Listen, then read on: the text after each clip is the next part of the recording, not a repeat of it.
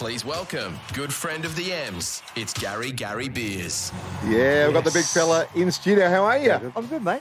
How are you going? Mate, we are very well. We hear that yesterday you and the band were given an award for over 4 billion with a B global streams. Congratulations. That must make you feel so happy. It's amazing. I don't know how really to fathom 4 billion streams. I mean, what's next? 10 zillion thoughts? I mean, it's Yeah. one of those things that you never really think about, but it's amazing. It's wonderful that we're still out there, still relevant and still part of people's lives. And I love the fact that adults love it. Now their kids are loving it as well. That must make you feel Well, good. they probably say grandkids. I mean, someone was saying the greatest hits have been in the charts for 11 years. I'm thinking, wow, what's happened in 11 years? Yeah. Sure has. Garry, what have you been working on lately? I mean, you're living in LA. Tell us about what you're up to. Yeah, I've been living there for, I think, 18, 19 years. I've married to a lovely American lady named Jordan, and I have almost just turned 12-year-old twins. So Wonderful. but I've got my own band over there called Ash and Moon with a fellow Aussie called Toby Rand. He's from Melbourne and was in a band called Duke Cartel. So we got that going. And I've been tinkering with woodwork, electronics all my life. But I started to build my own bass guitars. Amazing. And I've got the patent for the electronics. And I've just started the company. I was doing it for myself, but everyone's saying release them. So now I'm releasing them. Well, you played some unbelievable stadiums all over the world, but a place that's close to my heart is Wembley.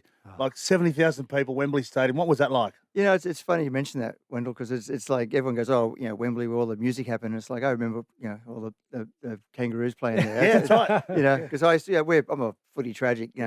Sadly for Manly, let's go come on Manly next year. Next year. I was You'll be a right. fan as a kid. Yeah, but Wembley was just ridiculous. I mean, the old Wembley. Yes, the that's one, right. the one where you can see every face. Yeah. And to play there as an Aussie band, I'm not even sure if any other Aussie band sold it out, but just to play there and sell it out and just basically just walk those hallowed stage and to our late dear departed manager's credit, he didn't tell us we were walking on stage. He said, "Oh, by the way, we spent all the gate on filming it." So, Oh, wow. due to his vision, we have film of the concert. Yeah, well, that's the thing. We love that vision. We've seen that vision before. Do you watch it back sometimes? It's funny. Australia's got that whole tall poppy syndrome thing. So, and INXS copped it, I'd say, really more than anybody. So we didn't watch the footage for quite a while, but when we saw it, because we're too busy doing the gig. Yeah. But you knew it was special. But when you see the footage back and you see the whole crowd going up and down, you think that was a really amazing moment. But I've seen it quite a few times since then. I mean, as time passes, you learn to embrace your past more. So, and that's a big part of it. So we're very, very proud of that moment in our lives. There's been TV dramas. There's been the Mystify, sort of documentaries and the like. You get to see the chemistry between all the band. I mean, what was it like on tour at those huge moments and backstage? It sounds like a fairy tale, but we're all best mates. I mean, there's 3 brothers, and we all went to school, and we all looked after each other, and we're all, and we grew up on that, the sporting ethic. Yeah. Like we grew up where we take no prisoners. We bond together like a team, and we went out there to basically blow everyone off stage, steal their crowd like Adamant and all those poor unfortunate people that we supported for tours. But that was our thing. We looked after each other. We were a traveling family, so that's what got us through it. What about GGB bases? Tell us all about that. You said you got the patent, you've been making them for yourself, but now they're out there for other people. I want to say before you answer that question that we have an awesome giveaway that starts on Monday. Be listening to the Rush Hour to find out how you can win a signed bass from Garry Beers. So that is happening as of Monday. So make sure you're listening at 4:00. Please tell us about the basses. Yeah, well, the one I'm signing is going to be one of my INXS stage basses. It's one of my the ones I used to play on tour. It's the one I used on the last tour with Michael, so it'll be signed and sealed and delivered. But the new ones, I just had the idea for the pickup, which is electronics, the part that transfers the sound from the strings to your amplifier.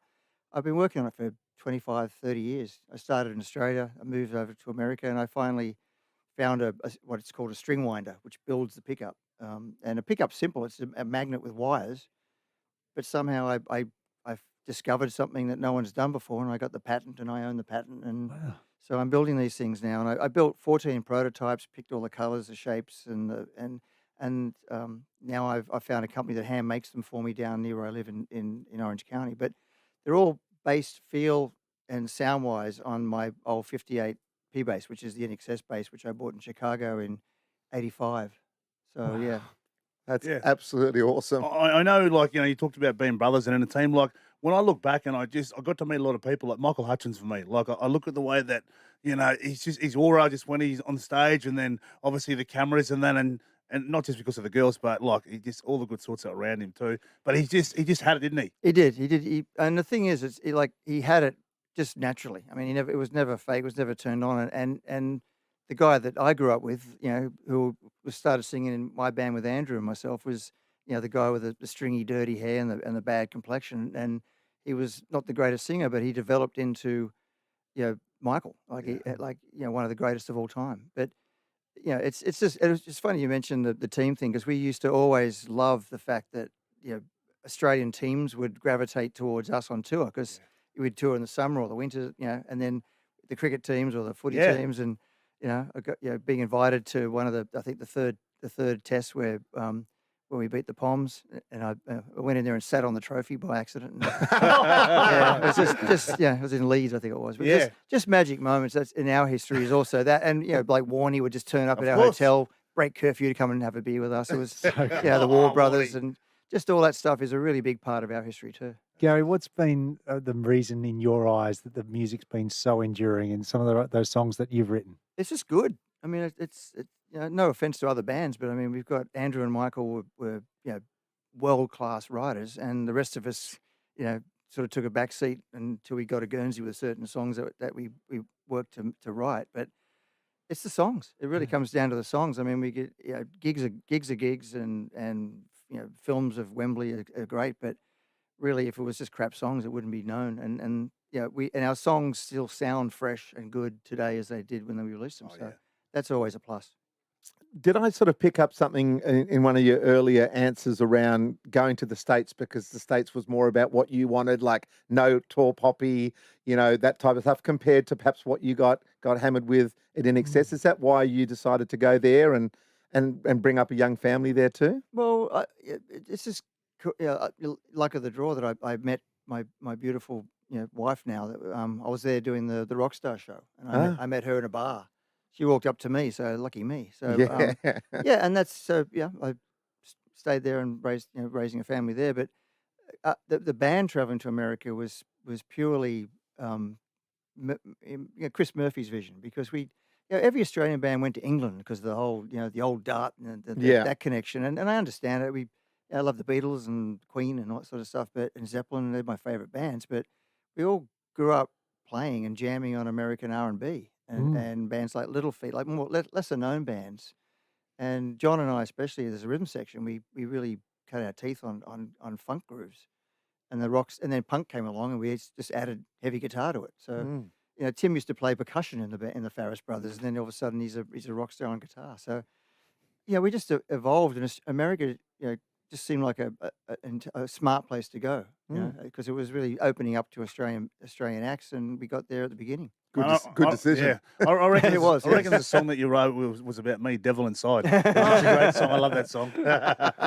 Are there some you look back on and go, I can't believe that was such a hit, like you banged it out in a short amount of time? Or is there one that you sit back and go, God, that you had to craft to get it the way that it became? Well, there's a lot of songs that came out that are on record exactly as Andrew wrote it, and a lot of it is probably from Andrew's original demo, because he captured a magic that there's no point trying to recreate, and then we play around it like Need You Tonight. But songs like Kick, or there's a general idea, and the band just keeps bashing it out. Good. And like Don't Change, another one, and Devil Inside was funny because it went to number 2 in America, and it was almost went to number 1. It would have been the first song in history to have devil in it in America, because you know how America is about that. But it stalled at number 2. But we only released it because we hadn't done a video for Need You Tonight at that time, so we released it and it went number 2. Wow, that's awesome. Yeah. Oh, look, it's such an absolute thrill to have you in. You literally are rock royalty. We're royalty. so lucky. And again, we have the awesome giveaway that starts on Monday. Be listening to the Rush Hour from 4 p.m. to find out how you can win that signed bass from Garry Beers. Garry, thank you so much. Thanks, gentlemen. Magnificent. It's Gary. It great. really is a pleasure having you, and best of luck over there with those 12-year-olds, mate. They'll keep you young. They do. They do. They're both already taller than me, so it's a good start. Yeah. There you But go. yeah, may I say, go Manly. Yeah, good luck. next Yeah. year. Well, Look out. Wendell's best friend is the coach there, and you got the See you all. Turbo. There If you go. Turbo can stay fit, mate, Yeah. That's Turbo needs to stay fit, Yeah. and then you'll be right. Yeah, That's a big if. And I think Brooks is going there is going to be a big plus. I'm really confident It that's will going be. to Good on work you. out well. Do you get to watch the games from Yeah, LA? I've got got that? I stream them. Yeah, yeah. I still haven't gotten into any American sports yet. I mean, my son plays baseball and he played flag football, which I'd never let him play because it's if you want brain damage, play American football. But he hit a home run in his championship game, which they won this year. Wow. First time he's ever played. How good? That'll do. So so he's Natural. a septic now. Good on you. Thanks again. Awesome. Thanks, guys.